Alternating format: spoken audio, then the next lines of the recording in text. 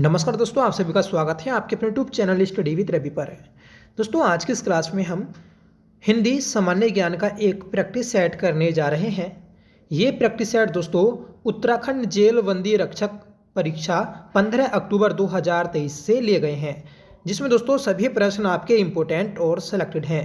जो भी दोस्तों आपके आने वाले दिनों में एग्जाम्स हैं, उन सभी की प्रैक्टिस के लिए हमने ये सीरीज स्टार्ट की है। ठीक है दोस्तों, इसमें आपको पूरे 20 क्वेश्चन मिलेंगे और सभी क्वेश्चंस को दोस्तों हम अदर फैक्ट्स के साथ जानेंगे, जिससे आपको क्वेश्चन अच्छे से क्लियर हो जाए और आपको क्वेश्चन से रिलेटेड कोई भी डाउट ना रहे। ठीक है, तो दोस्तों आप पूरा प्रैक्टिस सेट लगाइएगा और कमेंट करके बताइएगा कि आपने 20 में से कितने क्वेश्चन सही किए हैं। ठीक है, तो चलिएगा शुरू कर लेते हैं आज की अपनी इस क्लास को, जिसका पहला क्वेश्चन रहेगा दोस्तों, बताना है आपको हजारी प्रसाद द्विवेदी को उनकी किस पुस्तक पर साहित्य अकादमी पुरस्कार मिला। तो आपको कमेंट करके बताना है कि हजारी प्रसाद द्विवेदी को उनकी किस पुस्तक के लिए साहित्य अकादमी पुरस्कार दिया गया था। ठीक है, पहला ऑप्शन है दोस्तों अशोक के फूल, कुटज, आलोक पर्व और वाण भट्ट की आत्मकथा। इन चारों में दोस्तों आलोक पर्व के लिए हजारी प्रसाद द्विवेदी को साहित्य अकादमी पुरस्कार मिला था। ठीक है, और ये चारों रचना ही दोस्तों हजारी प्रसाद द्विवेदी की रचनाएं हैं। तो आपको ये रचनाएं भी याद रखनी है कि अशोक के फूल, कुटज, आलोक पर्व और वाण भट्ट की आत्मकथा। ठीक है, ये दोस्तों इनकी महत्वपूर्ण रचनाएं हैं। ठीक है, इसके अलावा दोस्तों इनकी जो महत्वपूर्ण रचना है तो याद रखिएगा कि कल्पलता, ठीक है, कल्पलता, ठीक है, चारुचंद्र लेख, ये भी इनकी रचना है। ठीक है, और दोस्तों पुनर्वा इनकी महत्वपूर्ण रचना है, ये भी आप याद रखिएगा। और आती है दोस्तों इनकी अनाम दास का पोथा। ठीक है, और सूर साहित्य, ये भी दोस्तों इन्हीं की रचना है। ठीक है, तो ये आप ये भी याद रखिएगा। अब देखिए हम बात कर लें कि हजारी प्रसाद द्विवेदी, तो कभी दोस्तों इनका जन्म पूछ लिया जाए तो आपको वो भी याद रखना है। इनका जो जन्म हुआ था 1907 में हुआ था। ठीक है, ये दोस्तों बलिया यूपी के रहने वाले हैं। ठीक है, तो ये दोस्तों महत्वपूर्ण रचनाएं थी हजारी प्रसाद द्विवेदी की। ठीक है, तो दोस्तों हमने विस्तार से जाना हजारी प्रसाद द्विवेदी के बारे में। अगला क्वेश्चन है कि बिंद्रा नामक गढ़वाली नाटक के लेखक हैं। दोस्तों बिंद्रा जो ये गढ़वाली नाटक है, इसके लेखक हैं पुरुषोत्तम डोभाल। सही आंसर रहेगा ऑप्शन बी। ठीक है, तो याद रखिएगा इंपॉर्टेंट है। इसके अलावा दोस्तों ये भी पूछ लिया जाता है कि पहला गढ़वाली नाटक कौन सा था, तो आपको याद रखना है जय विजय। ठीक है, जय विजय दोस्तों पहला गढ़वाली नाटक था, जो कि 1911 में लिखा गया था। ठीक है, किसके द्वारा लिखा गया, तो भवानी दत्त थपलियाल के द्वारा। ठीक है, भवानी प्रसाद थपलियाल। ठीक है, भवानी प्रसाद थपलियाल हैं जिनके द्वारा दोस्तों ये नाटक लिखा गया था। ठीक है, अगला क्वेश्चन है कि उपमेय में उपमान का निषेध रहित आरोप होने पर कौन सा अलंकार होता है। दोस्तों उपमेय में उपमान का निषेध रहित आरोप जो लगाया जाता है तो वह आपके रूपक अलंकार में लगाया जाता है।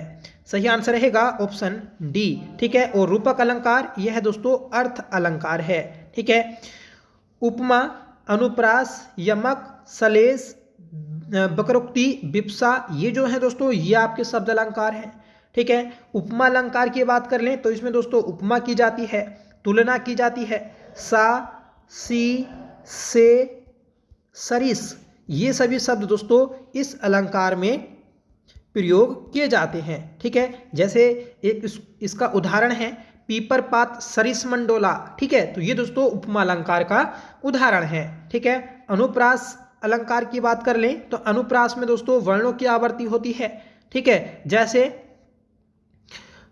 तरणी, तनुजा, तट, तमाल, तरुवर, छाए। ठीक है, ये जो दोस्तों पंक्तियां बोली, इन पंक्तियों में दोस्तों अनुप्रास अलंकार हैं और ये पंक्ति दोस्तों भारतेंदु हरिश्चंद्र जी के द्वारा लिखी गई हैं। इसके अलावा दोस्तों रघुपति, राघव, राजा राम, तो ये भी दोस्तों आपका अनुप्रास अलंकार है। ऊपर जो हमने देखा था उपमा अलंकार, ठीक है, तो इसमें दोस्तों उपमा की जाती है, ये आपको बता दिया। यमक अलंकार की बात कर लें तो इसमें दोस्तों शब्दों की आवर्ती होती है, जैसे काली घटा का घमंड घटा, एक बार आया दोस्तों घटा, तो इस घटा का मतलब काले बादल, और एक दूसरा घटा जो आया दोस्तों इसका मतलब होता है कम होना। ठीक है, काली घटा का घमंड घटा। ठीक है, जो काली घटा है, काले बादल हैं, तो उनका घमंड घट गया, कम हो गया। ठीक है, तो ये सभी दोस्तों आप याद रखिएगा, अलंकार दोस्तों हर पेपर में पूछे जाते हैं।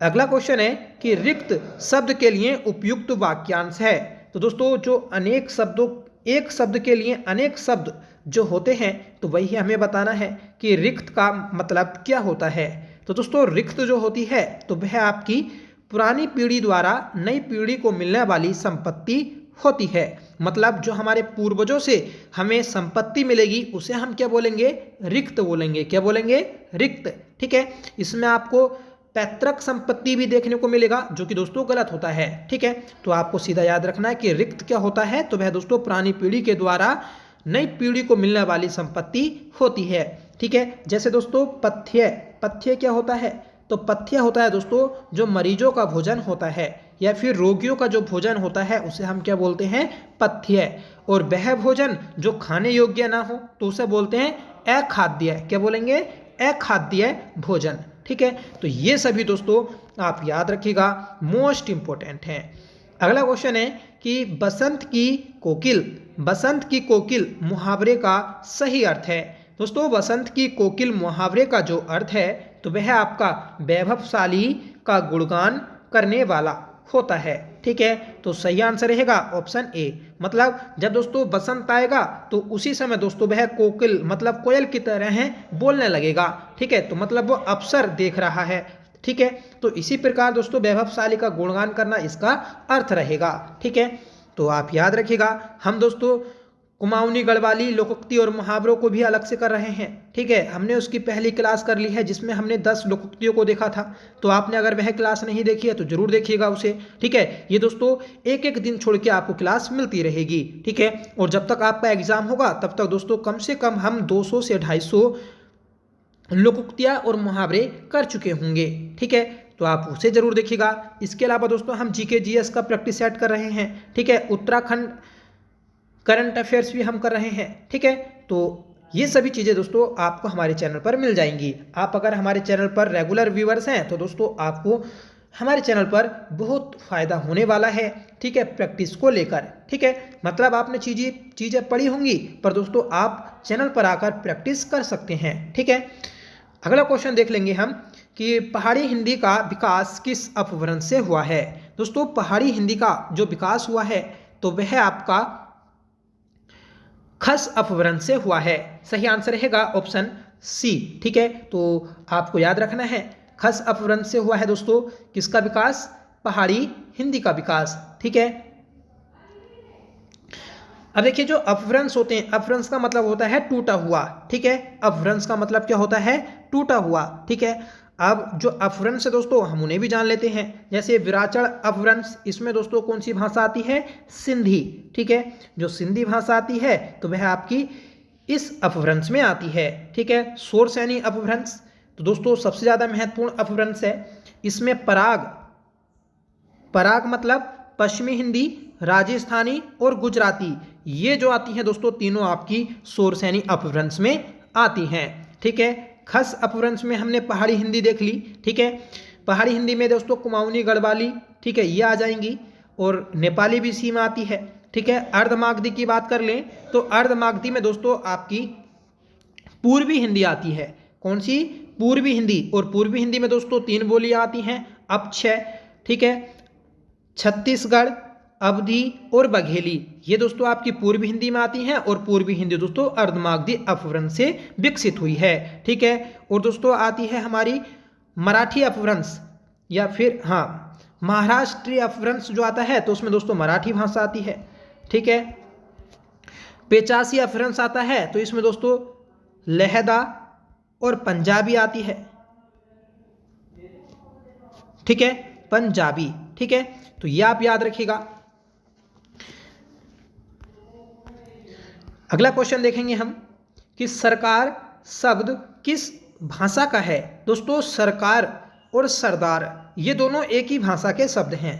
सही आंसर रहेगा ऑप्शन डी, फारसी। ठीक है, काफ़ी ज़्यादा पूछा जाता है सरकार और सरदार, ये दोनों ही शब्द दोस्तों आपके फारसी भाषा के शब्द हैं। ठीक है, देखिए फारसी भाषा के इसके अलावा अन्य जो शब्द होंगे महत्वपूर्ण हैं, आप उन्हें भी याद रखिएगा। जैसे अफसोस, अफसोस किस भाषा का शब्द है? फारसी भाषा का। आतिशबाजी, आतिशबाजी ये दोस्तों आपका फारसी भाषा का शब्द है। ठीक है, कबूतर, कुश्ती, ठीक है, ये भी दोस्तों आपके फारसी भाषा के शब्द हैं। गुलाब, गुलाब भी दोस्तों फारसी भाषा का शब्द है। ठीक है, चश्मा, चिराग, ठीक है, तस्कर, जोश, किनारा, सौदागर, बीमार भी दोस्तों आपका इसी भाषा का शब्द है। और एक और आता है गिरफ्तार, ये भी दोस्तों आपका फारसी भाषा का शब्द है। ठीक है, तो इसमें दोस्तों काफ़ी इंपॉर्टेंट वर्ड्स आते हैं जो कि आपके एग्जाम में पूछ लिए जाते हैं। ठीक है, अरबी भाषा की बात कर लें तो अरबी भाषा में दोस्तों अखबार आप याद रखिएगा, अखबार, ठीक है, अखबार हो गया। और दोस्तों कागज, कानून, किताब, तमाशा, जलूस, जुलूस जिसे कहते हैं। ठीक है, तारीफ, तकिया, तमाशा, तकदीर, गरीब, कुरान, रिश्वत, ठीक है। और तुर्की, तुर्की जो है दोस्तों ये शब्द भी आपका अरबी भाषा का शब्द है। ठीक है, मुगल जो आता है तो मुगल जो है वो आपका तुर्की भाषा का है, पर तुर्की भाषा, तुर्की शब्द जो है तो वह आपका अरबी भाषा का है। ठीक है, मौसम आता है दोस्तों, मौसम किस भाषा का शब्द है? तो अरबी भाषा का शब्द है। ठीक है, शराब, एक और आता है दोस्तों मुहावरा, ये दोस्तों उत्तराखंड के एग्जाम में पूछा भी गया है, तो मुहावरा भी आप याद रखिएगा कि अरबी भाषा का शब्द है। इसके अलावा देखेंगे पश्तो, पश्तो शब्द, तो पश्तो में आते हैं दोस्तों आखरोट, आखरोट, ठीक है, एक आता है दोस्तों आखरोट हो गया। ठीक है, पश्तो भाषा में आता है। ठीक है, बाढ़, मटर गश्ती, मटर गश्ती भी दोस्तों इसी भाषा का शब्द है। ठीक है, और आता है दोस्तों खर्राठा, ठीक है, पठान, ठीक है, ये सभी दोस्तों आपके पश्तो भाषा के शब्द हैं। ठीक है, एक और आता है, ठीक है, हाँ बाढ़ हो गया दोस्तों, तो ये सभी आप याद रखिएगा पश्तो भाषा के शब्द हैं। ठीक है, तुर्की भाषा के देख लें तो इसमें भी दोस्तों काफ़ी ज़्यादा इंपॉर्टेंट वर्ड आते हैं तुर्की में। तो तुर्की भाषा के शब्द हैं दोस्तों आपके कुर्ता, कैंची, कुर्ता, कैंची, ठीक है, चाकू, तोप, बारूद, ठीक है, चेचक, वेगम, ये सभी दोस्तों आपके इस ही भाषा के वर्ड हैं। ठीक है, चेचक याद रखिएगा, चेचक, ठीक है, और बहादुर, मुगल, क्योंकि मुगल जो थे तो वह आपके तुर्की थे। ठीक है, सुराग, काबू, दरोगा, बावर्ची, ठीक है, इसमें दोस्तों सभी जैसे आपके मुगल हो गया, चाकू, तोप, ठीक है, चारपाई, बारूद, ठीक है, ये सभी दोस्तों जो हैं आपके तुर्की भाषा के शब्द हैं। ठीक है, तो आप याद रखिएगा, इंपॉर्टेंट है। इसके अलावा दोस्तों हम पुर्तगाली भी देख लें तो पुर्तगाली में दोस्तों आलपिन, अलमारी, तंबाकू, बाल्टी, फीता, कनस्तर, तौलिया, साबुन, चाबी, फीता, बिस्किट, काजू, गोदाम, ठीक है, ये सभी शब्द जो हैं आपके पुर्तगाली शब्द हैं। ठीक है, आलू भी आता है दोस्तों, गमला याद रखिएगा, और गुलाब हमने पढ़ा था फारसी में। ठीक है, अगला क्वेश्चन देखेंगे कि इनमें प्रारूपण की विशेषता नहीं है। जो प्रारूपण होता है तो उसकी विशेषता क्या नहीं है? देखिए, प्रारूपण की भाषा स्पष्ट हो तो सही बात है, भाषा स्पष्ट होनी चाहिए। प्रारूपण में भाषा अलंकार युक्त, मतलब अलंकार का प्रयोग होना चाहिए प्रारूपण में, तो ये दोस्तों गलत है। प्रारूपण की भाषा विषयानुकूल, मतलब जिसके लिए हम प्रारूप तैयार कर रहे हैं तो उसी में वह, उसी भाषा में दोस्तों उससे संबंधित उसका विषय होना जरूरी है। ठीक है, प्रारूपण की भाषा सरल होनी चाहिए, तो ये भी बात सही है। ठीक है, तो इसमें दोस्तों जो सही आंसर रहेगा ऑप्शन बी रहेगा कि प्रारूपण की भाषा अलंकार युक्त नहीं होनी चाहिए। ठीक है, अगला क्वेश्चन है दोस्तों हमारा शुद्ध वर्तनी से। शुद्ध वर्तनी बतानी है हमें अनुग्रहित शब्द की। ठीक है, तो अनुग्रहित जो लिखा जाता है तो वह दोस्तों आपका अनुग्रहित ऐसे लिखा जाएगा, मतलब ऑप्शन ए। ठीक है, तो ऑप्शन ए हमारा राइट है। ठीक है, इसमें आपको उ की मात्रा और ऋषि वाला री याद रखना है। ठीक है, और जो ई की मात्रा है दोस्तों वह भी आपको याद रखनी है कि किस प्रकार से लगनी है, बड़ी ई की मात्रा या फिर छोटी ई की मात्रा। ठीक है, तो याद रखिएगा, इंपॉर्टेंट है।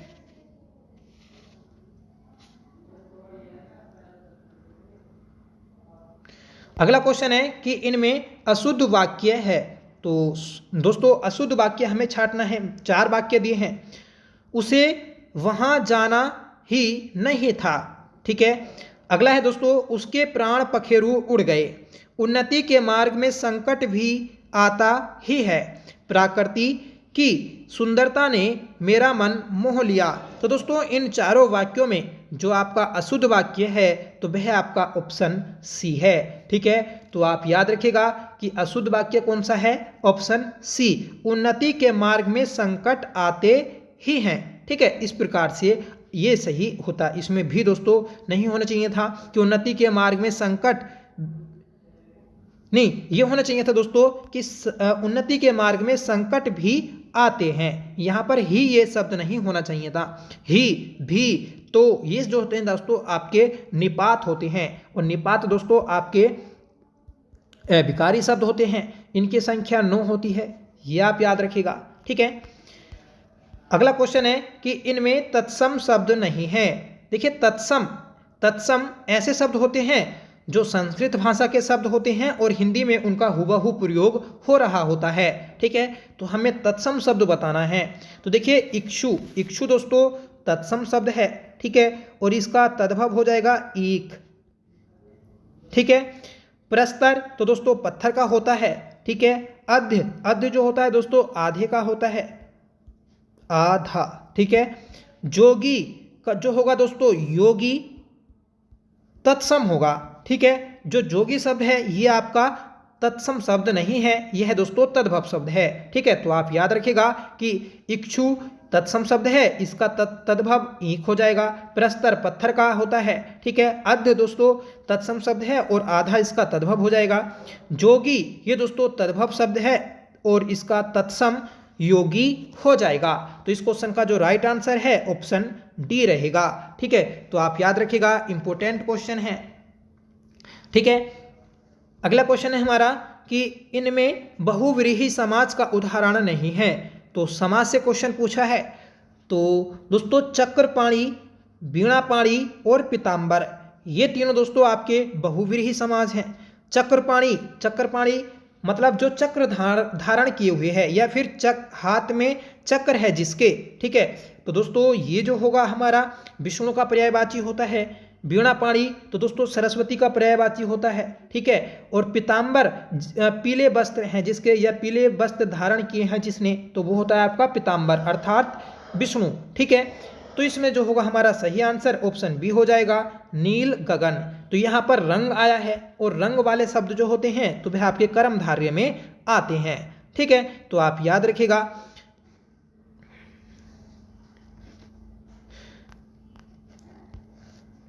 अगला क्वेश्चन है कि वार्षिक उत्सव शब्द में संधि है। तो वार्षिक उत्सव इस शब्द में हमें संधि बतानी है कि गुण संधि होगी, दीर्घ संधि, वृद्धि संधि या यण संधि। ठीक है, तो दोस्तों सही संधि रहेगी ऑप्शन ए, गुण संधि। ठीक है, गुण संधि की दोस्तों ये विशेषता होती है, इसमें इसके मध्य में एक मात्रा आएगी। ठीक है, मतलब सिर्फ ओ आएगा, औ नहीं आएगा। ठीक है, तो सही आंसर रहा हमारा ऑप्शन ए। ठीक है, अब देखिए हम संधि की बात कर लें तो स्वर संधि की बात करें तो स्वर संधि जो होती है दोस्तों आपकी 5 प्रकार की होती हैं। ठीक है, गुण संधि, दीर्घ संधि, वृद्धि संधि, यण संधि, एक होती है अयादि संधि। ठीक है, गुण संधि का हमने देखा दोस्तों वार्षिक उत्सव, ये इसका उदाहरण था।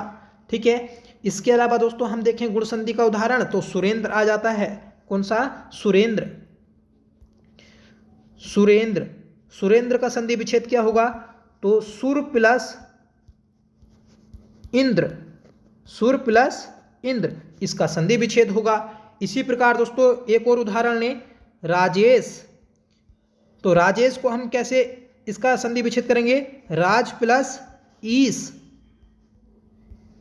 ठीक है, ये इसका संधि विच्छेद है, ठीक है। और देखिए दोस्तों सर्वोत्तम, सर्वोत्तम को हम कैसे तोड़ेंगे, तो सर्व प्लस उत्तम, ठीक है, ये इसका संधि विच्छेद हो जाएगा। तो ये दोस्तों हमने गुण संधि के उदाहरण देखे थे, ठीक है। अब इसी प्रकार दोस्तों हम दीर्घ संधि के उदाहरण देखें तो दीर्घ संधि में क्या होता है, इसमें दोस्तों समान स्वर आते हैं, जैसे आ, बड़ा आ, इसके साथ अगर दोस्तों छोटा आ, बड़ा आ मिलता है तो दोस्तों बड़ा आ ही बनेगा, ठीक है। इसी प्रकार दोस्तों छोटी ई और बड़ी ई, ये दोनों छोटी ई या बड़ी के साथ मिलेंगी तो दोस्तों आपका बड़ी ई ही बनेगा, ठीक है।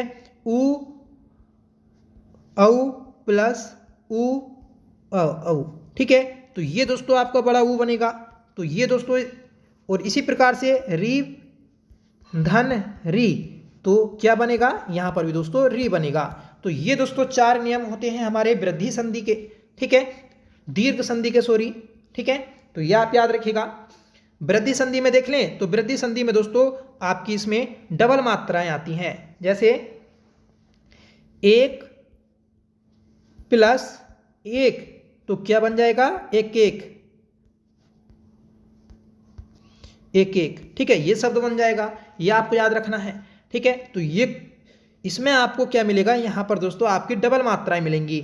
ऐसे अगर औ वाला उदाहरण होगा, ठीक है, तो यहां पर 2 मात्राएं मिल जाएंगी, ठीक है। इसी का दोस्तों हमने गुण संधि देखी थी, इसमें सिर्फ 1 मात्रा आएगी, ठीक है, इस प्रकार से, ठीक है। अब देखेंगे यण संधि। तो यण संधि की पहचान होती है कि शब्द के मध्य में दोस्तों आपको आधा वर्ण देखने को मिलेगा, ठीक है। अयादी गुण यण संधि का उदाहरण देख लें एक, तो दोस्तों बी प्लस आकरण, आकरण, तो बन जाएगा दोस्तों व्याकरण, ठीक है।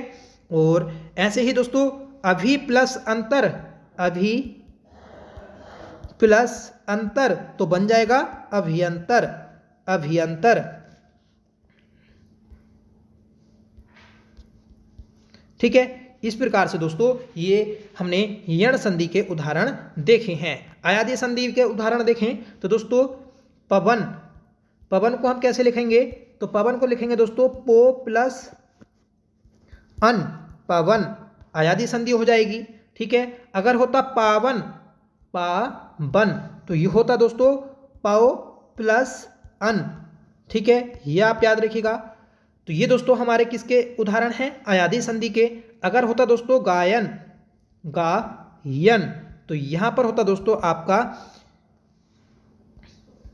गए प्लस अन, ठीक है। देखिए यहां पर या ये बण आया है तो यहां पर डबल ए की मात्रा लग गई, मतलब यहां पर आई की मात्रा लगी है, ठीक है। यहां पर दोस्तों वा आया था तो उसकी वजह से यहां पर आउ की मात्रा लगी है। तो यहां पर या और वा का ही खेल होता है, ठीक है, किसमें, अयादी संधि में। गवन, ठीक है, पवन, गायक, ठीक है, ये सभी जो होते हैं आपके दोस्तों या अयादी संधि के उदाहरण होते हैं। अगला क्वेश्चन है कि इनमें किस शब्द में प्रय उपसर्ग है। तो दोस्तों प्रय उपसर्ग हमें बताना है। उपसर्ग क्या होते हैं, तो दोस्तों ये शब्दांश होते हैं जो कि शब्द के प्रारंभ में आकर शब्द का अर्थ बदल देते हैं, ठीक है। देखिए प्रत्यापन में क्या होगा, प्रति प्लस अर्पण, ठीक है। प्रत्येक में क्या होगा, प्रति प्लस एक हो जाएगा। प्रस्तुत, तो प्रस्तुत में दोस्तों प्रय प्लस प्रस्तुत, तो इसमें जो होगा आपका प्रय उपसर्ग होगा, ठीक है। और प्रतिरोध, तो इसमें भी दोस्तों प्रति प्लस रोध हो जाएगा, ठीक है। तो ये आप याद रखिएगा। तो सही जो आंसर रहेगा ऑप्शन सी, जो दोस्तों आपके प्रत्यय होते हैं तो प्रत्यय दोस्तों शब्द के अंत में लगते हैं, ठीक है। आगे बढ़ेंगे दोस्तों हम।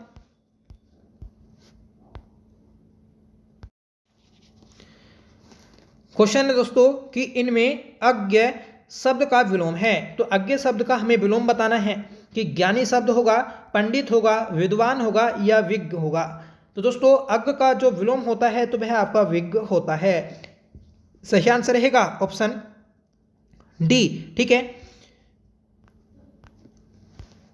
अगला क्वेश्चन है कि HTML क्या है। तो दोस्तों HTML ये आपका कंप्यूटर जीके से क्वेश्चन है।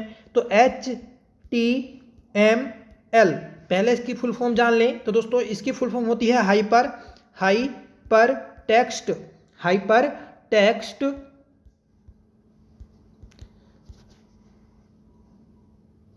मार्कअप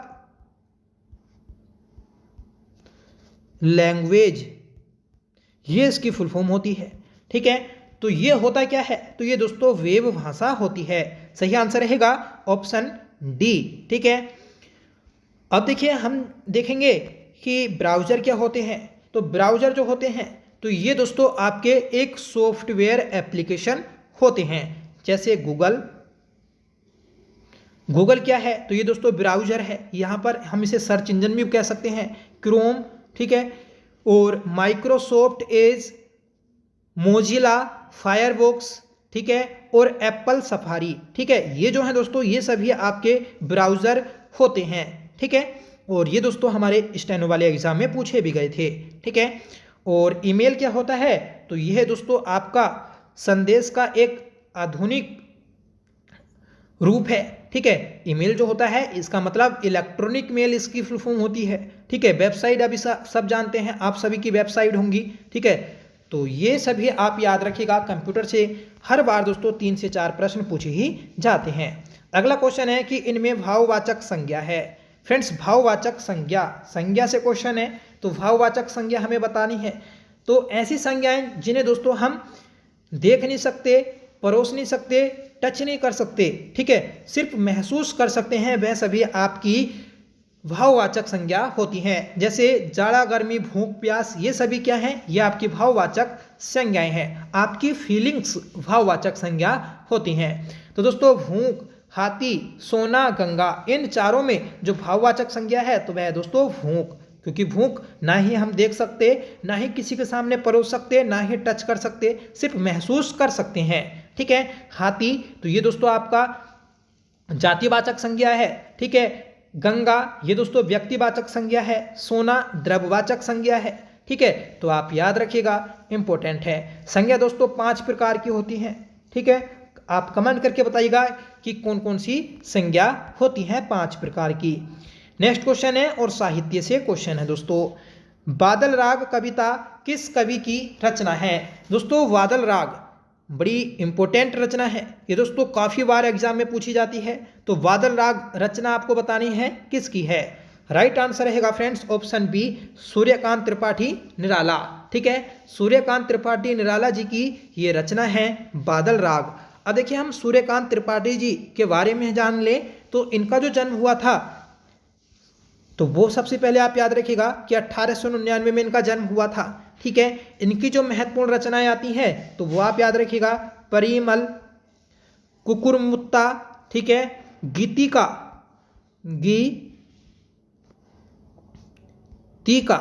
ठीक है, इनकी रचना है। अनामिका इनकी रचना है। ठीक है, अणिमा भी दोस्तों इन्हीं की रचना आती है। ठीक है, और दोस्तों नए पत्ते भी इन्हीं की रचना है। ठीक है, इसके अलावा दोस्तों तुलसीदास, ठीक है, बेला, अर्चना और दोस्तों आराधना, ये भी इन्हीं की रचना है। ठीक है, तो आप याद रखिएगा, इंपॉर्टेंट है। ठीक है दोस्तों, एक और क्वेश्चन बनता है कि क्रांतिकारी कवि किसे कहते हैं, तो वो आपको बताना है रामधारी सिंह दिनकर। कि क्रांतिकारी किस कवि को कहा जाता है, तो रामधारी सिंह दिनकर को कहा जाता है। ठीक है, अब बात कर ले हम दोस्तों पंत जी के बारे में। इनका जन्म जो हुआ था 20 मई 1900 को हुआ था कौसानी में। ठीक है, 20 मई 1900 सन 1900 में इनका जन्म हुआ था कौसानी बागेश्वर में। ठीक है, और दोस्तों ये इंपॉर्टेंट इसलिए है क्योंकि इन्हें सर्वप्रथम ज्ञानपीठ पुरस्कार दिया गया था। ठीक है, और हिंदी में ज्ञानपीठ पुरस्कार पाने वाले ये पहले व्यक्ति हैं। ठीक है, और किस रचना के लिए दिया गया, तो चितंबरा रचना के लिए 1968 में इन्हें ज्ञानपीठ पुरस्कार दिया गया था। ठीक है, और ज्ञानपीठ पुरस्कार पाने वाले पहले लेखक हैं। ठीक है, इन्हें दोस्तों साहित्य अकादमी पुरस्कार भी मिला है। कब मिला था साहित्य अकादमी पुरस्कार, तो दोस्तों इन्हें 1961 में साहित्य अकादमी पुरस्कार भी मिला है। ठीक है, सॉरी 60 में मिला है, क्योंकि 61 में तो इन्हें पद्म विभूषण पुरस्कार मिला था। ठीक है। अब देखिए किस रचना के लिए मिला था इन्हें साहित्य अकादमी पुरस्कार, तो कला और बूढ़ा चांद, कला और बूढ़ा चांद के लिए इन्हें, बूढ़ा चांद के लिए साहित्य अकादमी पुरस्कार दिया गया था 1960 में। इनकी दोस्तों अन्य रचनाएं देख लें जो एग्जाम में बार बार पूछ ली जाती हैं। पल्लव, ग्राम्या, युगांत, ठीक है, गुंजन इनकी रचना है, ठीक है, और युगवाणी इन्हीं की रचना है, ठीक है। उत्तरा और दोस्तों युगपथ इनकी रचना है, ठीक है। तो आप याद रखिएगा, बड़े इंपॉर्टेंट हैं। और ये दोस्तों जो छायावाद का स्तंभ, ठीक है, 4 स्तंभ छायावाद के, तो उनमें से एक हैं, ठीक है। और अगर आपसे पूछ लिया जाए कि छायावाद शब्द का जनक कौन है, तो आपको बताना है मुकुटधर पांडे। मुकुटधर पांडे दोस्तों छायावाद शब्द के जनक हैं, ठीक है। और छायावाद में दोस्तों जो 4 स्तंभ हैं वह कौन कौन से हैं? सुमित्रा नंदन पंत, सूर्यकांत त्रिपाठी निराला, महादेवी वर्मा और जयशंकर प्रसाद, ये चारों ही दोस्तों इसमें शामिल हैं, ठीक है। अब देखेंगे हम महादेवी वर्मा के बारे में, बड़ी इंपॉर्टेंट लेखिका हैं। इन्हें दोस्तों सर्वप्रथम 1982 में ज्ञानपीठ पुरस्कार मिला है और हिंदी के क्षेत्र में ज्ञानपीठ पुरस्कार पाने वाली पहली महिला हैं। इन्हें यामा रचना के लिए ज्ञानपीठ पुरस्कार मिला था। और ये यामा रचना कब लिखी इन्होंने? तो 1936 में लिखी थी, ठीक है। तो ये आप याद रखिएगा। इनकी जो रचनाएं हैं उनका क्रम भी पूछ लिया जाता है, तो आपको याद रखना है निहार, रश्मि, निर्जा, दीपशिखा, यामा, ठीक है। ये सभी सप्तपर्णा इनकी रचना है। और जो निहार रचना है तो यह दोस्तों 1930 में इन्होंने लिखी थी, ठीक है। ये आप याद रखिएगा। इनके यात्रा वृत्तांत भी आते हैं, यात्रा संस्मरण, इनका यात्रा संस्मरण है दोस्तों, अतीत के चलचित्र, स्मृति की रेखाएं, ठीक है, पथ के साथी, ये दोस्तों इनके क्या हैं? संस्मरण हैं, ठीक है। तो आप याद रखिएगा, बड़ी इंपॉर्टेंट रचना ये लेखिका है। इन्हें दोस्तों आधुनिक युग की मीरा भी बोला जाता है, ठीक है। अब देखिए जयशंकर प्रसाद की बात कर लें तो इनका जो जन्म हुआ था, तो इनका जन्म दोस्तों 1889 में हुआ था। हमने दोस्तों महादेवी वर्मा का जन्म नहीं जाना, तो इनका जो जन्म हुआ था 1907 में हुआ था, ठीक है। देखिए जयशंकर प्रसाद 1889 में इनका जन्म हुआ था। इनकी जो रचनाएं हैं झरना, आंसू, लहर, कामायनी, प्रेम पथिक, ठीक है, और आकाशदीप इनकी महत्वपूर्ण रचनाएं हैं। तो याद रखिएगा। अगला क्वेश्चन है दोस्तों कि इनमें मध्य पुरुष सर्वनाम है, तो मध्य पुरुष सर्वनाम हमें बताना है, ठीक है। देखिए पहला ऑप्शन है तू, अगला है मैं, तीसरा ऑप्शन है हम, और डी ऑप्शन है दोस्तों वह, ठीक है।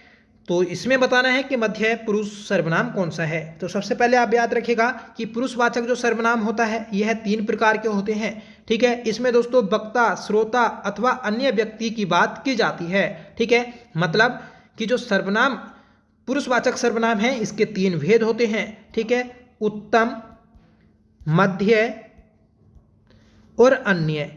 ये 3 सर्वनाम होते हैं दोस्तों पुरुषवाचक सर्वनाम, ठीक है। उत्तम में जो होता है इसमें मैं और हम शब्द का प्रयोग किया जाता है। मध्य में दोस्तों तू, तुम मतलब दूसरे व्यक्ति की बात की जाती है, और अन्य में किसी तीसरे व्यक्ति की बात की जाती है। इसमें यह, वह, ये और वे शब्दों का प्रयोग किया जाता है। तो दोस्तों मध्य पुरुषवाचक सर्वनाम में तू शब्द सही रहेगा, ऑप्शन ए राइट है, ठीक है। मैं शब्द जो है तो ये दोस्तों उत्तम पुरुषवाचक सर्वनाम है, हम तो ये भी उत्तम पुरुषवाचक सर्वनाम है, और वह तो यह दोस्तों अन्य पुरुषवाचक सर्वनाम है। सर्वनाम की बात कर लें तो सर्वनाम के जो भेद होते हैं दोस्तों 6 भेद होते हैं, ठीक है। कौन कौन से? पुरुषवाचक सर्वनाम, संकेतवाचक सर्वनाम जिसे हम निश्चय सर्वनाम भी बोलते हैं, ठीक है, अनिश्चय सर्वनाम, संबंध, प्रश्न और निजवाचक सर्वनाम। तो ये होते हैं दोस्तों आपके 6 सर्वनाम, ठीक है। और सर्वनामों की जो संख्या होती है तो वह दोस्तों 11 होती है, ठीक है। तो हम दोस्तों सर्वनाम को भी एक शॉर्ट कट से अपना रिवीजन कर लिया है। अगला क्वेश्चन है कि इनमें उत्तराखंड के रचनाकार हैं, तो उत्तराखंड के रचनाकार कौन है ये हमें बताना है। हजारी प्रसाद द्विवेदी, राहुल सांकृत्यायन, महादेवी वर्मा या जीत सिंह नेगी। तो दोस्तों जीत सिंह नेगी उत्तराखंड के रचनाकार हैं। महादेवी वर्मा आधुनिक युग की मीरा कहा जाता है। राहुल सांकृत्यायन इन्हें दोस्तों महापंडित कहा जाता है। ठीक है, तो ये आप याद रखिएगा। तो ये किए दोस्तों आज की अपनी क्लास में हमने 20 क्वेश्चन, और आपके उत्तराखंड में जिस प्रकार से 20 क्वेश्चन पूछे जाते हैं उसी प्रकार से दोस्तों ये प्रैक्टिस सेट है। और ये प्रैक्टिस सेट के सभी क्वेश्चन हमारे दोस्तों बंदी रक्षक जो जेल वार्डन का एग्जाम हुआ था उससे लिए गए हैं। ठीक है दोस्तों, इसमें हमने लोकोक्ति और मुहावरे शामिल नहीं किए हैं, या फिर गढ़वाली शब्दावली हमने शामिल नहीं की है, क्योंकि दोस्तों अलग से हम कर रहे हैं। ये आपका प्रीवियस ईयर का क्वेश्चन पेपर है। ठीक है, आज का आपका होमवर्क रहेगा कि बादल राग कविता के रचनाकार कौन है। इसका आपको सही आंसर बताना होगा कि सुमित्रा नंदन पंत, सूर्यकांत त्रिपाठी निराला, महादेवी वर्मा या फिर जयशंकर प्रसाद। और दूसरा होमवर्क है कि इनमें अज्ञ शब्द का विलोम क्या है। ठीक है, तो दोस्तों इन दोनों क्वेश्चंस का आपको आंसर कमेंट करके बताना होगा कि सही आंसर क्या रहेगा। ठीक है, और आप कमेंट करके बताइएगा कि आपको ये क्लास कैसी लगी। अगर आपको क्लास अच्छी लगी हो तो प्लीज़ इसे लाइक करिएगा, दोस्तों में शेयर करिएगा। ठीक है, और ये डेली क्लास आपको मिलने वाली है, क्योंकि दोस्तों अगर ये क्लास आपको डेली मिलेगी तो आपका बहुत अच्छे से हिंदी का रिवीजन हो सकेगा। ठीक है, तो प्लीज़ सपोर्ट मी और हमारे इस क्लास को अपने दोस्तों में शेयर करिएगा, तो जिससे दोस्तों ज़्यादा से ज़्यादा लोगों का भला हो सकेगा। ठीक है, और दोस्तों अगर कोई आपको ऐसा लगता है कि कोई क्वेश्चन गलत बता दिया है तो आप कमेंट करके अपना डाउट क्लियर कर सकते हैं। ठीक है, आपके कमेंट्स का आंसर जरूर दिया जाएगा। ठीक है दोस्तों, हम जीएस का प्रैक्टिस सेट भी कर रहे हैं। ठीक है, अब उत्तराखंड करंट अफेयर्स भी कर रहे हैं। ठीक है, तो डेली आपको क्लास मिल रही है, प्लीज़ आप रेगुलर चैनल पर बने रहिएगा। ठीक है, आपसे रिक्वेस्ट है। तो चलिएगा, मिलते हैं नेक्स्ट क्लास के साथ। तब तक के लिए bye. Thank you so much for watching. जय हिंद।